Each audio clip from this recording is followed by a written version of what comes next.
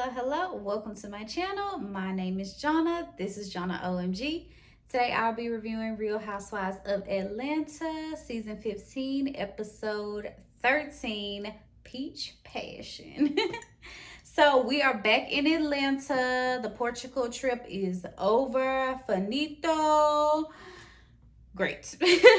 So the Christmas holidays are coming up, so you see all the ladies like in their little excerpts doing little Christmas things. Marlo's taking Christmas pictures with the boys, real cute. So we moved to Sonya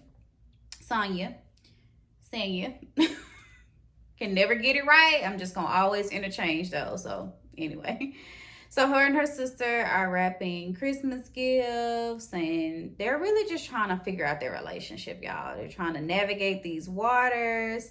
Sadie was upset because her sister didn't attend the Mommy Nation brunch, the auction thing. And I do feel like the sister should have stayed for just like a little while. I mean, she was already there doing Sonya's hair anyway, so it would have made sense for her to just stay a little while. She can always left early, but just to show some support as she, transitioned into this life after track. I don't know. Basically, the sister was like, she's been there. She's been doing the supportive thing for like years with Sonya. Like now she's in a different space. Like she's a wife, she's a mom, she has different responsibilities now, and Sonya just has to respect it. So I'm sure they'll figure it out. And I'm not sure what's the status on the sister and her husband and all of them moving out, because they looking real cozy. I mean, they wrapping Christmas gifts, the whole nine. They cozy. Don't look like they finna go nowhere no time soon. So Kandi is at her restaurant Blaze, and she's meeting up with Cynthia Bailey. Cynthia High Cheekbones Bailey. She is back in Atlanta. Y'all probably heard on the blogs that Cynthia is getting a divorce from Mike Hill, and she's kind of sad about that. She was saying that she wished, this is her second divorce. Like she really wanted to make, this marriage work, and she's sad that it didn't work. So, and y'all, was it just me, or was Cynthia's makeup a little like weird in her confessional look? Like the blue eyeshadow was like heavy but strange at the same time, or did she have any work done?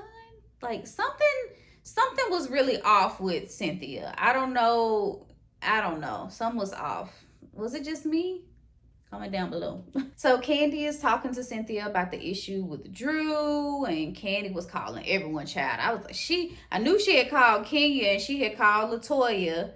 But I didn't know she had called Cynthia. So she had called Cynthia too. Like, Cynthia, were you there? Were you present? Did you see Drew and Latoya kiss? Cynthia said she didn't remember. She had went to bed early around that time, so she had no idea. So it's just weird because, somebody's lying, right? You got the truth and you got to lie. And like if multiple people have witnessed you lock lips with Latoya, it's just almost impossible to deny. It's like at that point, you just got to be like, all right, I ain't want y'all to know my business. Okay, I kissed her. It's just like you got to move on at some point. But if multiple people saw you kissing this girl, like you saying everybody lying, but you, it's just unlikely. So Kandi really doesn't know how they're going to move on with this movie. Drew is playing the leading role, and who knows? But Drew, you just gotta start being honest. Point blank. So Kenya is babysitting. She's babysitting her baby cousin. It was a little boy, and y'all, that baby was so cute. I love me a baby with some big old cheeks. I love the peach cheeks. That baby was so cute. And Brooklyn was so cute how she was trying to handle him. He was trying to mess with his socks. She was like, I can't help you. She was just so cute trying to take care of that baby. And of course, this is giving Kenya baby fever. I'm like, girl, why are you babysitting this baby? Like, you knew this was going to happen. You knew Brooklyn was going to get attached to the idea of having another baby around. And I'm just like, Kenya, girl, please do not have another baby with Mark. Do not do that. What is wrong with her? I just want to shake her like, girl, find somebody else, go to the bank, like, do what you gotta do. I know Phaedra had said something about her going to the sperm bank a long time ago, but girl, do not have another baby with Mark. Like, he's just gonna use that as another tool to control your life. How you don't see that? So we move on to Drew. And somebody, please, somebody, anybody, please, I mean right now, tell me, what the hell does Drew do for money?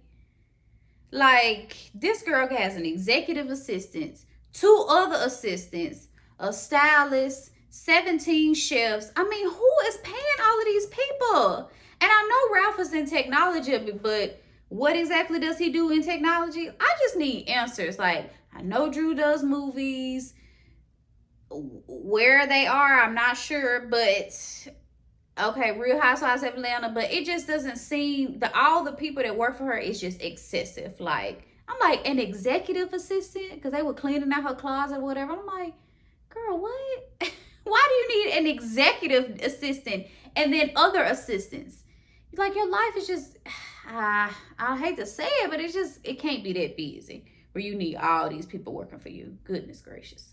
So Drew was explaining the situation in Portugal, the issue with Kandi to Ralph. They was chopping it up. And y'all, was it just me, or Ralph didn't seem like he gave a flying F about anything Drew was talking about? It's just like, I don't think Ralph liked that woman. I just don't. I just feel like he was so unbothered, unfazed by anything she was saying. Like, he did not want to be there in that conversation. He didn't even want her to call him upstairs, honestly. And I'm like, Ralph don't like that lady. He do not like that woman. That woman being his wife. I'm telling you, he don't like her. Well, we know because they getting a divorce. But yeah. And I don't like him, so who cares?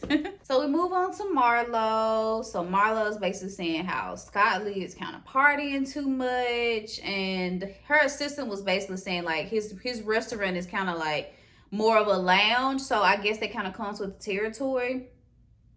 But, and of course, Scott Lee is a little bit younger than Marlo. So he probably still in the scene, in the Atlanta streets, baby. But Marlo says she just kind of wants to see him around kids, to see like how he's in that space. And I forgot that Scott Lee has like a 1-year-old. I just don't trust that. A 1-year-old? He had like a 16-year-old, a 5-year-old, a 4-year-old, and a 1-year-old. I'm making up those ages. But I remember the 1-year-old. I remember that for sure. And I was like, ooh, red flag, red flag. That means you just stopped dealing with the woman, the lady, the baby mama. Marlo. I'm like, okay. But she did tell the boys that she wanted to wait. Like, somebody has to be in her life for at least a year before they meet her nephews. So I was like, okay, that makes sense. I'm like, year though, you're kind of a long time. Like, you don't know after a year? I don't know, whatever. I'm not judging. So Kandi's at her studio and Sheree comes to join her. And Sheree, we just learned that Sheree got a new boob job. And she says that she likes him and so does Martell. And I'm just like, girl, shut up. Like, you do not always have to bring up Martell. Like, okay, we get it. You and Martell are dating. Okay, great. And I'm just like, Martell does not bring you up in the same fashion, okay? I don't even think he mentions Sheree's name unless somebody asks him about Sheree. Like, correct me if I'm wrong, but he does not bring you up like you do. And I'm like, girl, you just so green at your big age.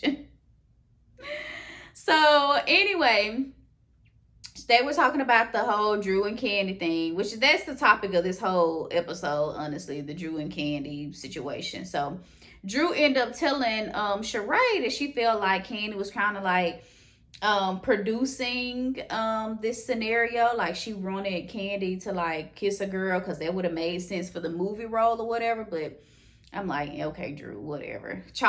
Fix it up however you want to, girl. Cook it up however you need to make it sound right for you. Because anyway. So Drew will also tell Sheree that she has like so many movie offers. So if she doesn't do Kandi and Todd's movie, like, it's okay with her because she has so many offers. And I'm like, where? Like, where are the offers, girl? Because I don't even see you on Tubi. Like, Drew. And I'm not trying to doubt, like, I'm sure you're a great actress, like, kudos for sure, but where are the offers? Where are all these offers you were talking about? Where? So the ladies are getting ready for bedroom candies, peach social. So they're all wearing like shades of orange, which is really cute. So Kandi has a new sex toy called Peach Fuzz, and I guess it's a play on Atlanta peaches. And I mean, it was really cute. It's a cute idea for sure. And oh, and she had the event at like a selfie warehouse, like a selfie studio, which I thought that was a cute space so people can like really take a picture. They can pretend like they housewives, hold the peach little sex toy out. I thought that was really cute. And Sonya was so cute in her confessional. She was like, had a notepad and taking notes when Kandi was saying all the different things that you can do with the sex toy. I was like, Sonya, you so cute. Like, you and, what's her husband name? Ross probably got the most, like, vanilla bedroom life there is. She was trying to put Ross on some, like, sex toy dungeon kind of thing, and he was like, nah, like, I'm good.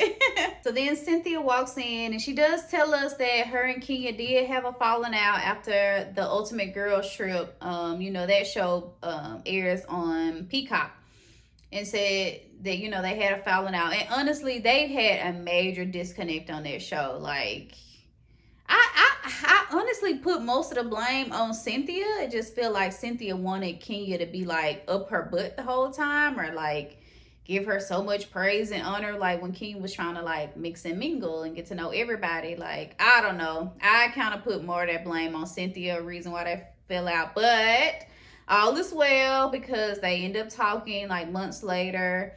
And so now they're back, on good terms, rather. So they're, in the process of mending their friendship. So I'm glad to hear that because I really thought they had a cute friendship. I like them together. So Drew and Ralph come in the midst of all the ladies talking about, yet again, the kiss between Latoya and Drew, who's lying, who's not. So I'm not sure who pulled who to the side, but Marlo and Ralph had a little side conversation about the bar, and Marlo ended up telling Ralph what she quote unquote said about him, which to me wasn't a big deal. All she said was they both work in technology, like whoop-de-doo. It wasn't even a diss, like if he actually works in technology. Even if he doesn't, still not a diss. Like, and of course I'm sure Drew probably amped it up, even more. But get this, now Marlo was slick trying to diss Drew in the conversation with Ralph, and Ralph did nothing to stick up for Drew at all. Like, he didn't even say, okay, Marlo, like, calm that down. But I'm like, he didn't even do that much. I was like, and maybe it was edited out, but like I said earlier, I don't think that man liked that woman. He do not like that woman. So he wasn't even trying to stick up for her. And I was like, very telling. Couldn't be my husband, child. Very telling. Yeah, they are better apart, I think, at this point. Like, I'm not trying to promote divorce or whatever, but they do not mesh well together. They need to be apart. They don't need to be married anymore. So Latoya comes into the event, and Latoya whispers over to Kandi, like, Kandi, I'm so upset with you. And I'm just like, girl, why? Like, for what? And maybe because Kandi is messing up this bag that she got with Drew, that hush money that Drew paying her to say that she didn't kiss her. But I don't know. Of course, allegedly, I'm making this up, but so anyway, weirdly, they went to go like talk it out or whatever, and then Drew like sits on Latoya's lap, and I'm like, girl, you're really not helping your case here. Like, you were like, I'm gonna sit right here on Latoya's lap. Like, it's giving flirtation, okay? It's giving, I like Latoya. That's what it's giving.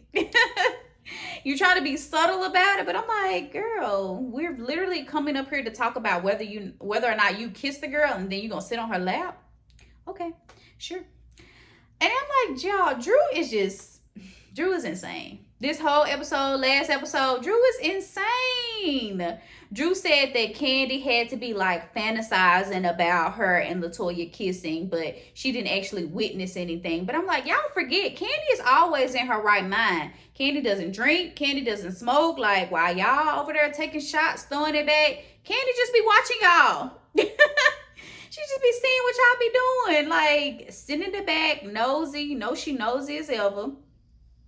Y'all forget, Kandi be in her right mind. So, anyway. And then Drew gonna say that Marlo edited the video. I'm like, girl. Drew says anything. Drew is the type that's gonna say anything to get out of a situation or to make herself look a certain way. Like, girl, but you on TV. Like, it's just, it's so, you can't lie too much now. Not too much. Not too much, Drew. There are cameras around. And I just don't understand what would Kandi get out of lying about Drew, of all people. So anyway, they just decide to agree to disagree so they can move on and stop talking about it because it's really draining. And it's going nowhere because Drew is not going to admit the truth. That's just it. But they do end up playing this video back when Kandi was on live or something with LaToya, and she did end up saying, well, I could have sworn that LaToya and Drew kissed, which is a different tune than saying, I know LaToya and Drew kissed. It is a little discrepancy there, Kandi. But to me, how do you explain the other girls? Kenya, Marlo, somebody else, Shamia, somebody else said that they witnessed them kissing. So how do you explain theirs? You know what I mean? So I just feel like because there were multiple people in the room, girl, it's like hard for you to deny it. But as we see, as we're going to see more to come, Drew likes the ladies now. Drew likes the ladies. But anyway, that was the end of this episode. I kind of enjoyed this episode. I learned some information. Yeah, I learned stuff. So I would rate this episode, I'd probably give it a 6.5. It wasn't too bad. It was drama, but it was drama that came with conversation and came with a potential resolution. I'm okay with that kind of stuff. So make sure you like, comment, and subscribe. Do not forget to subscribe, you guys, and like this video. And then let's comment down below so we can chat about the episode.